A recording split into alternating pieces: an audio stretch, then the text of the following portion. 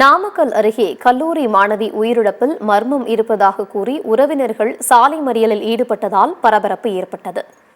நாமக்கல் மாவட்டம் புதுச்சத்திரம் அடுத்த கல்யாணி பகுதியைச் சேர்ந்த மாணவி நாமக்கல்லில் உள்ள தனியார் ஹோட்டல் மேனேஜ்மெண்ட் கல்லூரியில் 2ஆம் ஆண்டு படித்து வந்துள்ளார். இவர் கல்லூரி சார்பாக நாமக்கல் மாவட்டம் கொல்லிமலையில் உள்ள தனியார் ரிசார்ட்டிற்கு பயிற்சி பணியாளராக அனுப்பி வைக்கப்பட்டுள்ளார். அப்போது அந்த மாணவி உயிரிழந்துள்ளதாக விடுதியின் உரிமையாளர் தெரிவித்துள்ளனர். இதையடுத்து மாணவியின் உடல் பிரேத பரிசோதனைக்காக நாமக்கல் அரசு மருத்துவமனைக்கு கொண்டுவரப்பட்டுள்ளது. அப்போது மாணவியின் இறப்பில் சந்தேகம் இருப்பதாக கூறி அவரது பெற்றோர் மற்றும் உறவினர்கள் மருத்துவமனையை முற்றுகையிட்டு சாலை மறியலில் ஈடுபட்டனர். தகவல் அறிந்து வந்த காவலர்கள் போராட்டம் செய்தவர்களுடன் பேச்சுவார்த்தை நடத்தினர். இப்படி கொண்டுட்டு போய் கொடுமைப்படுத்திட்டாங்க. போன வாரம் போச்சுங்க. ஒரு வாரத்துல இந்த வாரம் பூராமே போலீஸ் மட்டும் 11 மணிக்கு வந்தாங்க.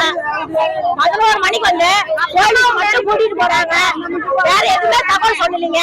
நாங்க எல்லாம் போகும்போது பாடி கொண்டு கீழே சேர்த்துட்டாங்க. இப்ப போய் நாங்க பாக்குறோம், இதெல்லாம் காயங்க. இந்த காயம் கையெல்லாம் காயங்க. ஆனா வந்து பெட்ஷீட் கை எடுக்க விட மாட்டேங்கிறாங்க. பிள்ளைக்கு படிக்க விட்டாங்க. பள்ளிக்கூட படிக்கிறதுக்கு எல்லா இடத்துலயும் போயிட்டாங்க. இந்த கொல்லிமலைக்கு மட்டும் போயிட்டா ஒரு போன் பண்ணலீங்க, ஒண்ணும் பண்ணலீங்க. பிள்ளை மட்டும் எங்க அப்பா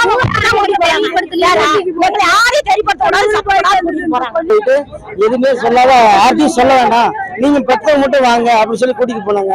கூட்டிட்டு போயிட்டு அங்க மணி 11 மணிக்கு நேற்று காலையில செத்து போச்சோம். 11 நைட்டு 11 மணி வரைக்கும் யாருமே சொல்லாத தகவல் சொல்லாத நைட்ல இருந்து கூட்டிட்டு போயிட்டாங்க.